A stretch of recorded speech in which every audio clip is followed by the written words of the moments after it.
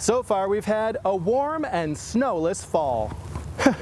But don't be like that guy and think it's going to stay this way. We could be in for a cold and snowy winter. Early Saturday morning, the couple from the Brooklyn area were sleeping when the dogs woke them up, wanting to go outside. I opened the door, Eva squeezed out, Adam ran out. In the driveway, the 4-year-old Labradoodles took him to a shocking discovery. And I go, oh my God, and I looked at this lady. He found an 89-year-old woman dressed only in her nightgown lying in the ice and snow. New buildings are set to pop up all over downtown Jackson. But developers are also looking to the past to revitalize the present. Built in the 1920s, the Hayes Hotel was the jewel of downtown Jackson.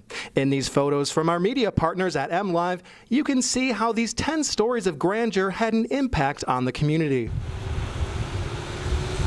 The last tenant checked out in 2003. It's a slice of Ireland in mid-Michigan. They walk down a long ramp and then sort of pop into a 5-story atrium with bars on either side. They stop. They're sort of taken aback. With new developments coming in, downtown Jackson needs more parking.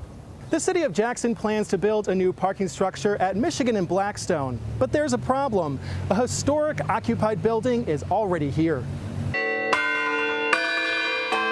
That's the sound of success. The workers spent just $45, avoiding a $6,000 professional fix. It gives a big sense of accomplishment when you do something like that.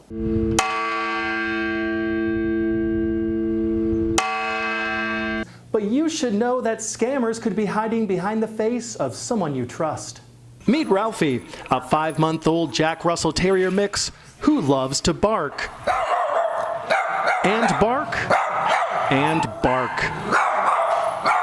After pushing up its neck to stand 5 feet tall, the robot is ready to clean. No need to adjust your TV. The strobing you're seeing comes from the robot's intense light. And what that lighting does is it mutates microorganisms and it actually disinfects and kills that bacteria. It's all just slowly fall, hit the house. Ferocious winds brought down the massive pine tree on Crescent Road, hitting 2 homes and causing a natural gas leak. Just drop your gun, we can work this out! The man shakes his head, pointing the weapon at officers. Drop it! Drop! Gunfire from 4 officers strikes the man, and he collapses. The officers jump into action to try to save his life. Shots fired, Tyson Watts. The man dies at the hospital. He's identified as Kenneth Townley. Protesters stood up with signs refusing to sit down, shouting over the congressman. We've sat here and been respectful time after time after time and been ignored, and so at some point the people need to find another way to be heard. And I've talked to so many people in this community who are not getting answers, who are not being heard.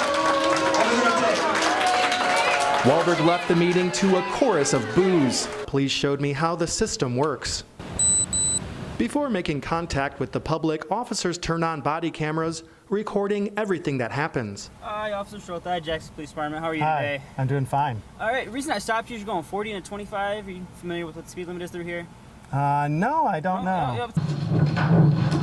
Several shots are fired and the feed goes black, but you can still hear the terror.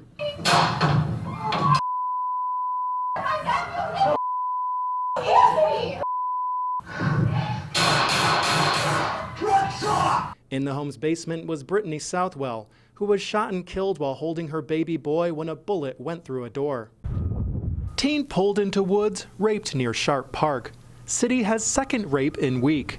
These are just some of the shocking headlines from the Jackson Citizen Patriot about a string of sexual assaults that happened in Jackson in 1993. The victims in these cases were alone by themselves walking when they were approached and attacked by the suspect and sexually assaulted. Police investigated 5 separate cases involving victims ages 13 to 19 years old. A police sketch from the time identifies the suspect as a black male in his mid to late 20s, over 6 feet tall. The crimes went unsolved for more than 20 years, until last year when the Jackson Police Department received new information about the cases. Based upon the new information and reopening the investigation, we were able to put together a case on them and get the charges issued through the prosecutor's office. This week, the Jackson County Prosecutor's Office identified Ozzie Worthy as the suspect, charging him with 5 counts of kidnapping. The 51-year-old is already serving time in prison for driving under the influence. Prison records indicate Worthy matches the suspect description from the early 90s.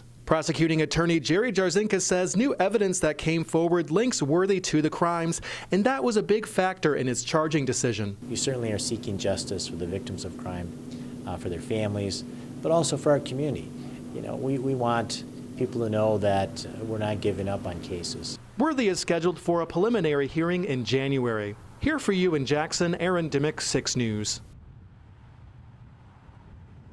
Andrew Rozak, Jackson's former city clerk, believes all of this is a smear campaign against him. They were out to smear me because I signed that NDO petition and I qualified the petition. Through a FOIA request, the city of Jackson sent me documents that council members saw before firing the clerk.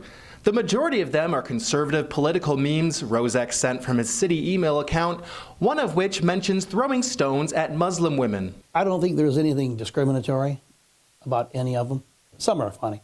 They also contain sexual joke emails and a picture of Trump and Obama shaking hands that references the current president's infamous claim of grabbing women. Was that offensive? No, I thought it was funny.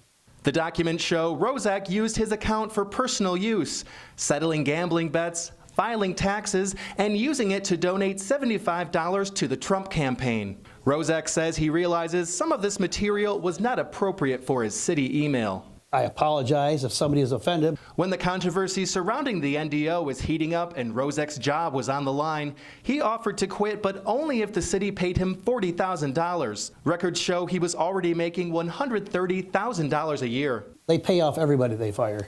Well, yeah, they're going to fire me? Sure, pay me. The city fired him with no payoff. However, Rozak is still working in City Hall as the elected city treasurer. But I will continue to do a good job for them as I've done the last 34 years, almost 35 years. I only wanted to let the people have their voice on those petitions. Jess Sager turned on the news this morning and was shocked to see video of his family business up in flames. It was quite the wake up. The wood pallet recycling business has been in his family for 25 years.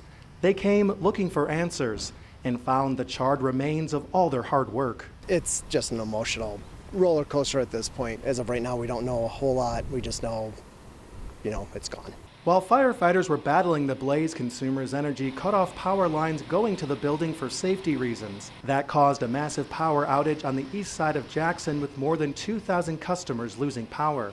Moments later, crews were fighting another fire just 1 mile away on Leroy Street. My son started yelling to get out of the house because it was on fire. Gloria Titler believes the fire in her basement was started by a candle lit by her daughter during the power outage. Titler was able to get one dog out, but her Pomeranian Tina was still inside. A Jackson firefighter jumped into action. They went in and got her and brought her out and gave her some oxygen, and she's fine. She's thankful crews acted so quickly to save her home and beloved pet when they were already fighting the business fire. They brought her out, I started crying. I want to thank the firefighters. They did a great job. With the dust settling from a chaotic night, Sager is glad no one was hurt and says all they can do is take things one step at a time. A lot of people have sent us prayers, and they said they're thinking of us, which is nice. It's going to be a bit of a long road to recover from this, I think. Underneath the crown, sash, and trappings of tradition is Emily Sioma, a Miss Michigan for the 21st century. I've been called edgy. I do have visible tattoos. The 24-year-old grew up in Grass Lake and graduated from the University of Michigan, majoring in women's studies and sociology. She won several local titles before becoming a statewide champ. Emily Sioma. It was unbelievable, but then it was a whirlwind. The second they put that crown in your head, your life changes. While Emily's excited to take on this role, she wants it to be about more than just ribbon cuttings and waving from cars. I want to magnify the voices of those who might be swept under the rug. Emily says she was sexually assaulted 2 times in college and found little resources for help. For survivors to come forward and find justice. Given her past experience with sexual assault and what's going on at Michigan State University with the Larry Nassar scandal, Emily wants to use her title to bring attention to the needs of fellow survivors. I want to spend my year focusing in on specific situations, focusing in on universities across Michigan, but I also want to make sure broadly that my focus is known to support survivors. I can talk to survivors and I can create communities, create resources. And while some have criticized pageants for being old-fashioned, Emily says young women like herself are turning that around. We have the opportunity to change the way not only that our communities look at us as title holders, but how our communities look at women